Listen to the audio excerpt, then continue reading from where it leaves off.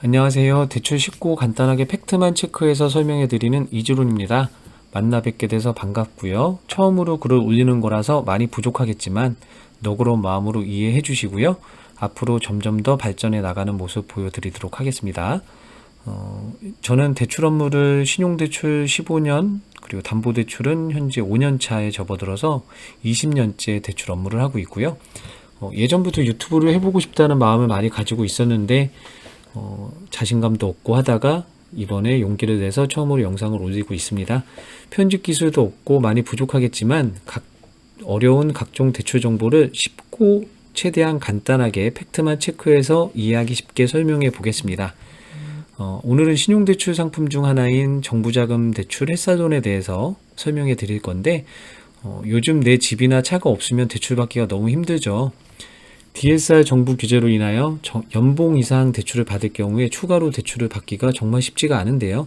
그러다 보니 현금 서비스나 카드론 대출을 여러 건을 받아서 신용대출을 많이 하락시키는 경우가 많으신데 신용대출 중에서 DSR 규제를 받지 않는 독보적인 상품이 바로 이 직장인 햇살론이라고 할 수 있는데요. 햇살론은 시중은행에서 취급하고 있는 건 아니라 여러 저축은행에서 현재 시행을 하고 있고요. 기본적으로 기본 조건은 일단 근무한 지 3개월 이상이 돼야 되는데요. 이 3개월 이상이라는 개념이 내가 입사하고 3개월이 지나면 무조건 할 수 있는 건 아니고 일단 건강보험료를 3번 이상 정상 납부가 되셔야 됩니다. 건강보험료도 오해하시는 분들이 많은데 회사에서는 내가 입사를 하자마자 건강보험료를 바로 빼가요. 하지만 바로 건강보험료를 납부를 하는 게 아닙니다. 건강보험료는 매달 10일 날 회사들이 보험공단에 납부를 하게 되는데요. 예를 들어서 A라는 사람이 5월 1일 날 입사를 했을 경우에 6월 10일 날 첫 납부가 되고요. 7월, 8월 해서 8월 10일 날 정상 납부가 3번이 되면서 햇살론 접수가 가능합니다. 하지만 B라는 사람이 5월 15일 날 입사를 했어요. 보름 차이밖에 안 나지만 이런 경우에는 6월 10일 날은 일단 건너뛰고요. 7월 10일 날 첫 납부를 그리고 8월, 9월 이렇게 해서 9월 10일 날 3번 납부가 되면서 한 달이라는 갭 차이가 생기게 돼요.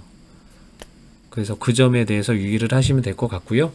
그 햇살론은 연봉이 4,500을 초과하면 안 됩니다. 4,500 미만의 서민분들에게 대출을 해드리는 상품이고요. 단 세금 공제하고 내 급여 통장에 3개월 동안 들어온 급여가 1년으로 환산했을 때 4,500 미만이라고 하면 접수가 가능합니다. 예를 들어서 마찬가지로 아까 5월 달에 입사를 했는데 상여금을 많이 받았어요. 그런데 6월 달, 7월 달, 8월 달은 일반 평균 급여의 월급을 받았다라고 했을 경우에 4월 달에 받은 상여금은 없어지는 거고 5월, 6월, 7월 달에 받은 일반 급여를 평균 환산해서 햇살론으로 진행을 할 수가 있다는 거죠. 그 점 잘 이용을 하시면 좋을 것 같고요. 그리고 햇살론은 금리가 10% 전후 10%에서 11% 정도라고 생각을 하시면 되고요. 그 상환 기간은 3년에서 5년, 그리고 원금 균등 상환입니다. 그 원리금 균등 상환과 원금 균등 상환에 대해서 모르시는 분들이 많을 건데 이거는 추후에 다시 설명을 해드리기로 하고요. 햇살론 나이 제한은 금융사에 따라 틀리기 때문에 나이 제한이 아예 없는 금융사도 있고 또 55세 이상일 경우에 나이 제한에 걸리는 금융사들도 있기 때문에 그거는 따로 확인을 하셔야 된다는 점 말씀드리고요. 햇살론은 서민금융진흥원에서 주관을 하고 있고 일반 보증서 대출이라고 합니다. 그 서울보증보험을 끼고 대출을 받는 상품이기 때문에 한 번 받은 이후에는 다시 받을 수가 없어요. 대신에 그 상품을 다 완납한 후에는 다시 조회를 해서 한도가 나올 경우에는 받을 수가 있습니다. 이렇게 그리고 햇살론은 보통 신용상의 문제가 없는 경우에만 대출을 받는다고 생각을 하실 수가 있는데 개인회생의 경우에는 좀 어렵다고 보셔야 되고요. 완벽하게 끝나고 나서 삭제가 된 공공기록이 삭제가 된 이후에 가능하신데 신용회복위원회 같은 경우는 24회차가 지나시면 공공기록이 사라지거든요. 그런 경우에는 정상적으로 햇살론을 신청을 하실 수가 있고요. 단 그 신용회복위원회 채권자 목록에 예를 들어서 농협에서 내가 대출을 쓰다가 신용회복위원회에서 조정을 받고 계신다면 농협에서는 햇사돈을 받을 수가 없고요. 다른 금융사에서 햇사돈을 신청을 하셔야 됩니다. 그리고 시중은행에도 햇사돈 상품이 있기는 한데 이거는 일반 저축은행 햇사돈과 중복으로 받을 수가 있어요. 햇사돈 15라는 상품인데 금리가 15%다 보니까 보통 햇사돈 15라고 부르고 있고요. 마찬가지로 보증서 대출인데 예외적으로 햇사돈이랑 중복으로 받을 수가 있기 때문에 그 점 참고하시면 될 것 같습니다. 이상 오늘은 햇사돈에 대해서 최대한 쉽고 간단히 설명을 해봤는데 어떻게 이해가 잘 되셨을까요?